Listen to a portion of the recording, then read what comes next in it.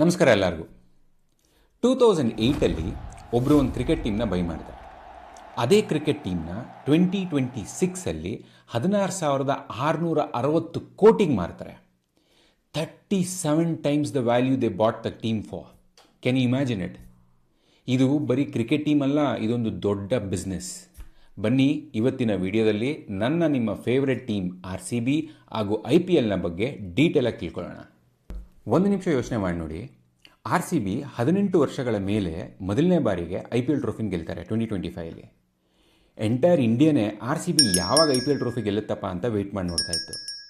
ನಮ್ಮ ಕರ್ನಾಟಕದಲ್ಲಿ ಮಾತ್ರ ಪ್ರತಿ ವರ್ಷ RCB ಗೆಲ್ಲಿ ಅಂತ ಅರ್ಕೆ ಹೊತ್ಕೊತಾ ಇದ್ರು. ಬಟ್ ನನ್ನ ಪ್ರಕಾರ RCB ವ್ಯಾಲ್ಯೂಯೇಷನ್ ಯಾವತ್ತೋ ಗೆದ್ದಿತ್ತು. ಯಾಕಪ್ಪ ಅಂತಂದರೆ Aditya Birla, Times of India, Bolt Ventures ಹಾಗೂ ಬ್ಲ್ಯಾಕ್ ಸ್ಟೋನ್ ಇಂಥ 4 ಘಟಾನುಘಟಿ ಕಂಪ್ನಿಗಳು ಬರೀ ಇಂಡಿಯಾದಲ್ಲಿ ಮಾತ್ರ ಅಲ್ಲ, ಇಂಟರ್ನ್ಯಾಷನಲಿ ಕೂಡ ಇವರೆಲ್ಲರಿಗೂ ಒಂದು ಪವರ್ಫುಲ್ ಬಿಸ್ನೆಸ್ ಹೌಸ್ ಅಂತಲೇ ಕರೀತಾರೆ.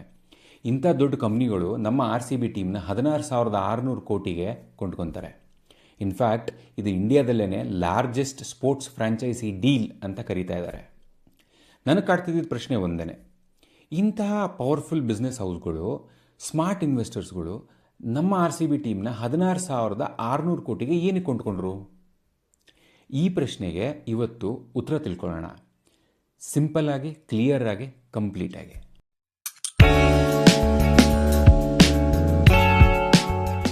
ಸ್ವಲ್ಪ ಹಿಂದೆ ಹೋಗಿ ಡೀಟೇಲ್ ಆಗಿ ಈ IPL ಬಗ್ಗೆ ತಿಳ್ಕೊಳ್ಳೋಣ ಬನ್ನಿ. 2008 BCCI board of control for cricket in India ಇವರು ಒಂದು ಲೀಗ್ನ ಲಾಂಚ್ ಮಾಡಲಿಕ್ಕೆ ಪ್ಲ್ಯಾನ್ ಮಾಡಿರ್ತಾರೆ.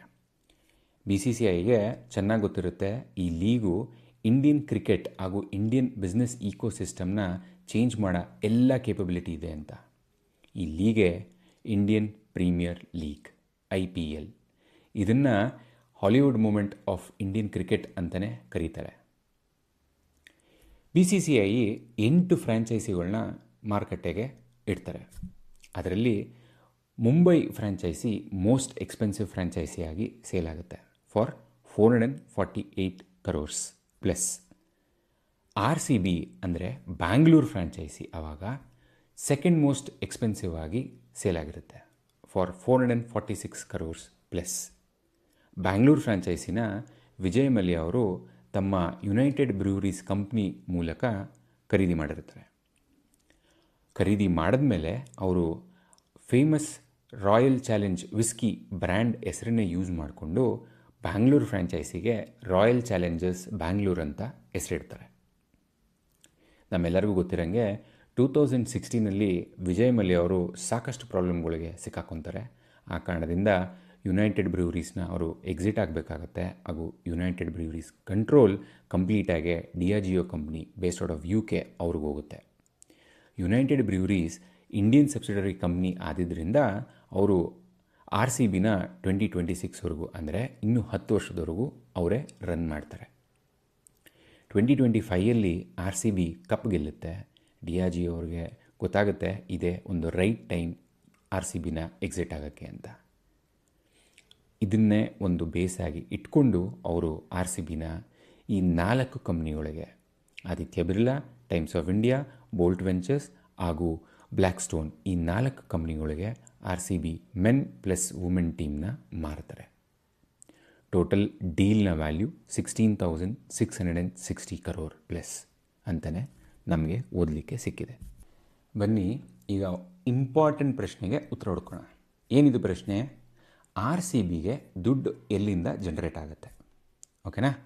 ನನ್ನ ರಿಸರ್ಚ್ ಪ್ರಕಾರ ನನಗೆ ಸಿಕ್ಕಿದ್ದ ಡೀಟೇಲ್ ಏನಪ್ಪ ಅಂತಂದರೆ RCB ಒಂದು ಮೀಡಿಯಾ ಹಾಗೂ entertainment company, not a cricketing team. ನನಗೆ ನಿಮಗೆ ಇದು ಕ್ರಿಕೆಟ್ ಟೀಮು, ಬಟ್ ಯುನೈಟೆಡ್ ಬ್ರೂವರೀಸ್ಗೆ ಅಥವಾ Diageo ಅವರಿಗೆ ಇದು ಒಂದು ಮೀಡಿಯಾ ಹಾಗೂ ಎಂಟರ್ಟೈನ್ಮೆಂಟ್ ಕಂಪ್ನಿ. ಈ ಕಂಪ್ನಿಯ ಪ್ರಾಡಕ್ಟ್ ಏನು? ನನ್ನ ಪ್ರಕಾರ, ನಿಮ್ಮ ಪ್ರಕಾರ cricket is a product, correct ಅಲ್ವಾ? ಇವ್ರುಗಳ ಪ್ರಕಾರ 3 ಪ್ರಾಡಕ್ಟ್ ಇದೆ. ಏನದು? ನನ್ನ ನಿಮ್ಮ ಅಟೆನ್ಷನ್ ಸ್ಪ್ಯಾನ್, ಇದು ಮೊದಲನೆಯ ಪ್ರಾಡಕ್ಟ್.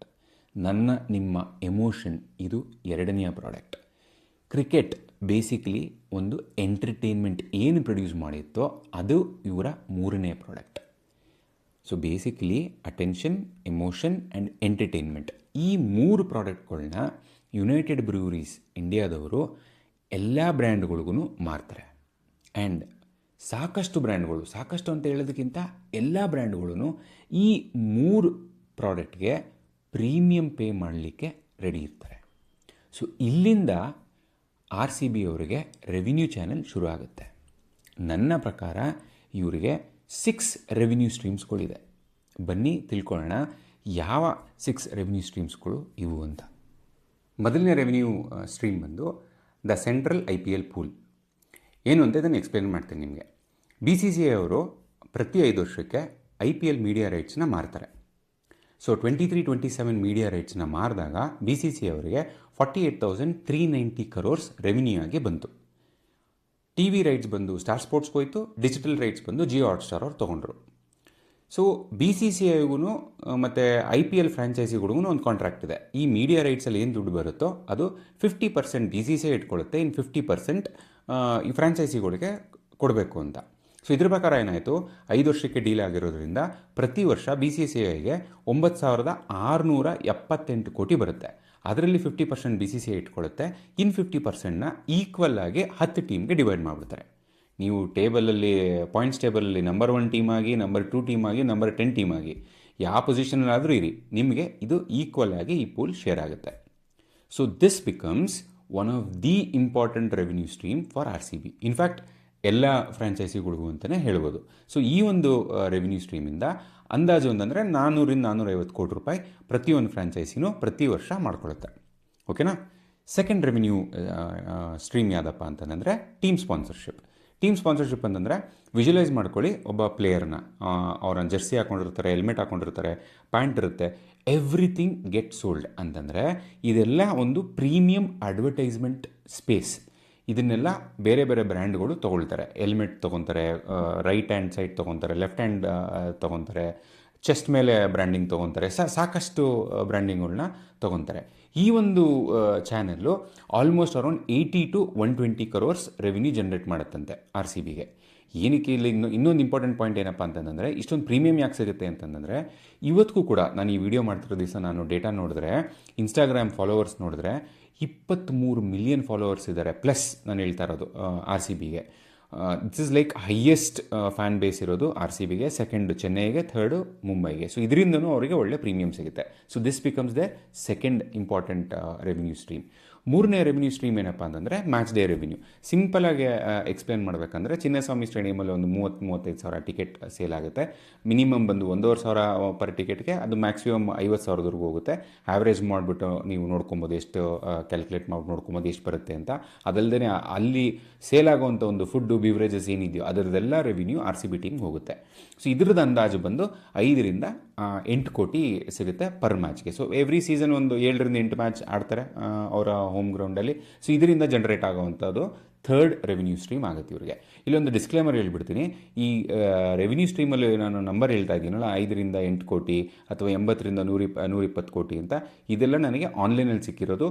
ಕನ್ಫರ್ಮ್ಡ್ ಡೀಟೇಲ್ಡ್ ಸೋರ್ಸ್ ಇದಕ್ಕೆ ನನಗೆ ಸಿಕ್ಕಿಲ್ಲ. ನಾಲ್ಕನೇ ರೆವಿನ್ಯೂ ಸ್ಟ್ರೀಮ್ ಇವರ ಮರ್ಚೆಂಟೈಸ್ ಸೇಲ್. ಮರ್ಚೆಂಟೈಸ್ ಸೇಲ್ ಅಂದರೆ ಏನು? Basically jerseys, cap, mobile back cases ಇದನ್ನೆಲ್ಲ ಮಾರಿ ಅದರಿಂದ ಬರೋವಂಥ ಒಂದು ರೆವಿನ್ಯೂ. ಐದನೇ ರೆವಿನ್ಯೂ ಸ್ಟ್ರೀಮ್ ಇದು ಬಂದು ಅವರು ಡಿಜಿಟಲ್ ಪ್ಲ್ಯಾಟ್ಫಾರ್ಮ್ಸ್ಗಳು ಇನ್ವಾಲ್ವ್ ಆಗುತ್ತೆ. ಡಿಜಿಟಲ್ ಪ್ಲ್ಯಾಟ್ಫಾರ್ಮ್ಗಳಂದರೆ ಅದು ಇನ್ಸ್ಟಾಗ್ರಾಮ್, ಫೇಸ್ಬುಕ್, ಯೂಟ್ಯೂಬ್. ಇದರಲ್ಲಿ ಬೇರೆ ಬ್ರ್ಯಾಂಡ್ಗಳ ಜೊತೆ ಪ್ರಮೋಷನ್ಸ್ಗಳು ಮಾಡ್ತಾರೆ, ಕೊಲಾಬ್ರೇಷನ್ಸ್ಗಳು ಮಾಡ್ತಾರೆ. ಇದರಿಂದನೂ ಸಾಕಷ್ಟು ರೆವಿನ್ಯೂ ಜನರೇಟ್ ಆಗುತ್ತೆ. ಆರನೇ ರೆವಿನ್ಯೂ ಸ್ಟ್ರೀಮ್ ಅವರ WPL team, WPL women's premier league team ಏನು ಅಕ್ವೈರ್ ಮಾಡ್ಕೊಂಡ್ರು ಇವರು, ಅದರಿಂದ ಕೂಡ ಸಾಕಷ್ಟು ರೆವಿನ್ಯೂ ಬರುತ್ತೆ. ಸೊ ಈ ಒಂದು 6 ರೆವಿನ್ಯೂ ಸ್ಟ್ರೀಮ್ಗಳು RCBಗೆ ದುಡ್ಡನ್ನ ಅರ್ನ್ ಮಾಡುತ್ತೆ season on season, year on year.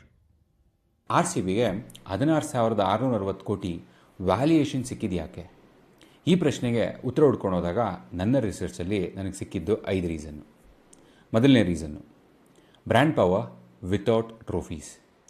17 ವರ್ಷಗಳ ಕಾಲ ಸತತವಾಗಿ ಸೋತಿದ್ದೀವಿ, ಸತತವಾಗಿ ಟ್ರೋಫಿ ಗೆಲ್ಲಿಕ್ಕೆ ಆಗಿಲ್ಲ.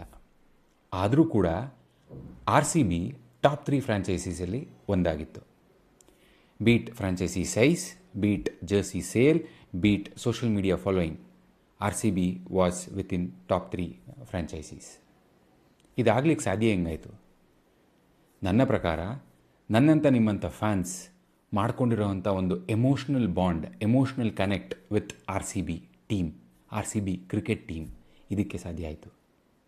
ಈ ಒಂದು ಎಮೋಷ್ನಲ್ ಕನೆಕ್ಟ್ ಏನಿದೆಯೋ ಇದು ಒಂದು ಕಮರ್ಷಿಯಲ್ ಅಸೆಟ್ಟಾಗಿ ಇನ್ವೆಸ್ಟರ್ಸಿಗೆ ಕಾಣುತ್ತೆ. ಈ ಒಂದು ಫ್ಯಾನ್ ಬೇಸ್ನ ರೆಗ್ಯುಲರಾಗಿ ಯಾವುದಾದ್ರು ಒಂದು ಬ್ರ್ಯಾಂಡ್ ಕ್ರಿಯೇಟ್ ಮಾಡಬೇಕು ಅಂತಂದರೆ ಎಷ್ಟೋ ವರ್ಷಗಳಾಗುತ್ತೆ, ಬಟ್ ಆದರೂ ಕ್ರಿಯೇಟ್ ಮಾಡೋಕ್ಕಾಗಲ್ಲ. ಸೊ ಈ ಒಂದು ಕನೆಕ್ಷನ್ ಆಲ್ರೆಡಿ ಕ್ರಿಯೇಟ್ ಆಗಿರೋದು ಇನ್ವೆಸ್ಟರ್ಸ್ಗೆ ಒಂದು ಪ್ಲಸ್ ಪಾಯಿಂಟ್ ಆಗಿ ಕಾಣುತ್ತೆ. So this becomes number 1 reason. Second reason, Virat Kohli effect. Undoubtedly ಅಲ್ಲ, ಎಲ್ಲರೂ ಒಪ್ಕೊಂತೀರ. 17 ವರ್ಷಗಳ ಕಾಲ ಸೋಲ್ ಕಂಡರೂ ಕೂಡ ವಿರಾಟ್ ಕೊಹ್ಲಿ ಅವರು ಆರ್ ಸಿ ಬಿನ ಬಿಡಲಿಲ್ಲ. ಅವರು ಕ್ಯಾಪ್ಟನ್ ಆಗದೇ ಹೋದಾಗ, ಚೆನ್ನಾಗಿ ಆಡದೇ ಹೋದಾಗ ಟ್ರೋಫಿ ಮಾತ್ರ ನಾವು ಗೆಲ್ಲಿಕ್ಕೆ ಆಗಲೇ ಇಲ್ಲ. ಕರೆಕ್ಟ್ ಅಲ್ಲ? ಅಂದರೂ ಕೂಡ ಅವರು ನಮ್ಮನ್ನು ಬಿಡದೇನೆ 18ನೇ ವರ್ಷ ಕಪ್ ಗೆಲ್ತಾರೆ. ನಮ್ಮ ವ್ಯಾಲ್ಯೂ ವಿರಾಟ್ ಕೊಹ್ಲಿ ಅವ್ರ ಜೊತೆಗಿರೋದನ್ನು ಯಾರೂ ಮೆಜರ್ ಮಾಡೋಕ್ಕಾಗಲ್ಲ. ಅಂಥ ದೊಡ್ಡ ವ್ಯಾಲ್ಯೂ ಕ್ರಿಯೇಟ್ ಆಗಿರೋದು ಇದು. ಆದರೆ ವಿರಾಟ್ ಕೊಹ್ಲಿಗೂ ಆರ್ ಸಿ ಬಿ ಕಂಪ್ನಿ ಜೊತೆಗಿರೋ ಒಂದು ವ್ಯಾಲ್ಯೂ ಅದನ್ನು ಕೂಡ ಯಾರೂ ಊಹಿಸೋಕ್ಕಾಗಲ್ಲ. ಆದರೆ ನಂಬರ್ಸ್ ಹಾಕ್ಬಿಟ್ಟು ನೋಡ್ತೀನಿ ಅಂದರೆ ಹಂಡ್ರೆಡ್ಸ್ ಆಫ್ ಕರೋರ್ಸ್ ವಿರಾಟ್ ಕೊಹ್ಲಿ ಅವರು ಅರ್ನ್ ಮಾಡಿಕೊಟ್ಟಿದ್ದಾರೆ ಆರ್ ಸಿ ಬಿ ಕಂಪ್ನಿಗೆ. ಇದು ಅವ್ರು ಕೊಟ್ಟಿರೋ ಒಂದು ಕ್ರಿಕೆಟಿಂಗ್ ಲಾಯಲ್ಟಿ ಎಲ್ಲ ಆರ್ ಸಿ ಬಿ ಕಂಪ್ನಿಗೆ ನನ್ನ ಪ್ರಕಾರ ಒಂದು ದೊಡ್ಡ ಪಾರ್ಟ್ನರ್ಶಿಪ್ ಅಂತಲೇ ಹೇಳ್ಬೋದು. ಇದು ಸೆಕೆಂಡ್ ಬಿಗ್ಗೆಸ್ಟ್ ರೀಸನ್ ಆಗುತ್ತೆ ಈ ಒಂದು ವ್ಯಾಲ್ಯೂಯೇಷನ್ಗೆ.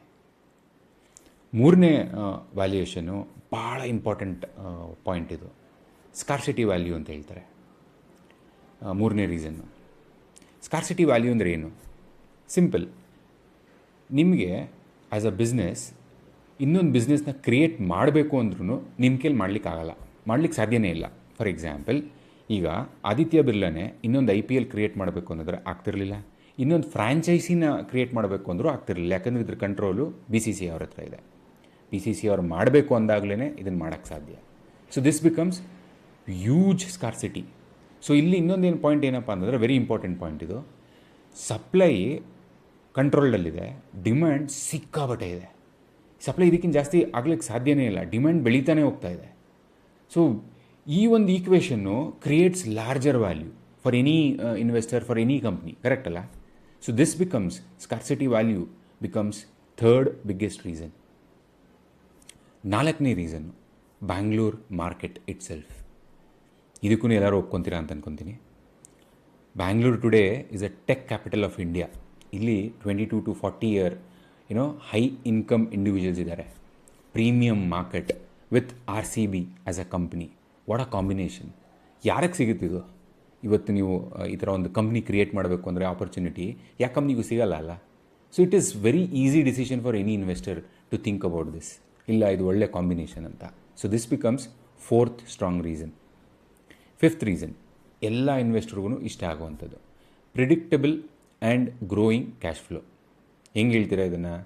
ಆಗಲೇ ಹೇಳ್ದಂಗೆ ಸೆಂಟ್ರಲ್ IPL ಪೂಲಿಂದ ಪ್ರತಿ ವರ್ಷ ದುಡ್ಡು ಬರುತ್ತೆ.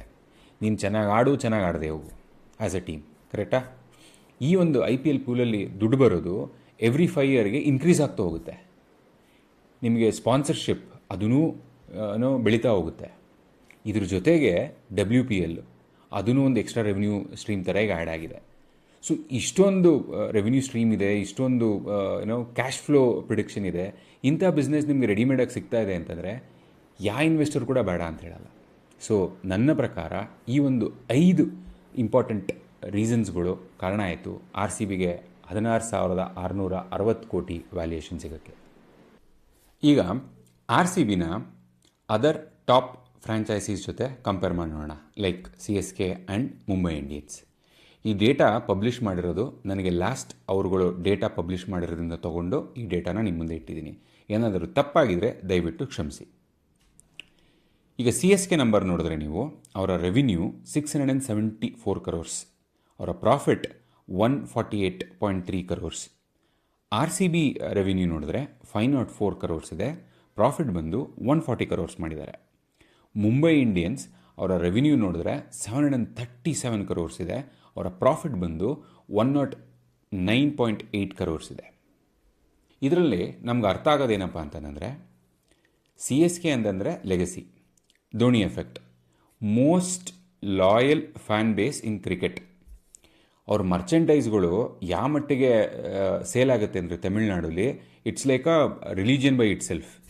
Dhoni era has created commercial infrastructure that will outlast his playing career ಅಂತಲೇ ನಾವು ಹೇಳ್ಬೋದು. ಅದೇ ನಾವು ಮುಂಬೈ ಇಂಡಿಯನ್ಸ್ ಬಗ್ಗೆ ನೋಡಿದ್ರೆ ಇಟ್ಸ್ ಅ ರಿಲಯನ್ಸ್ ಈಕೋಸಿಸ್ಟಮ್ ಅಲ್ವಾ.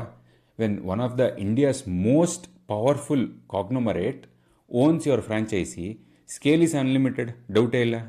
Most IPL titles, highest team revenue, ಇದನ್ನು ನಾವು ಮುಂಬೈ ಇಂಡಿಯನ್ಸ್ ಜೊತೆ ಈಸಿಯಾಗಿ ನೋಡಿದ್ದೀವಿ.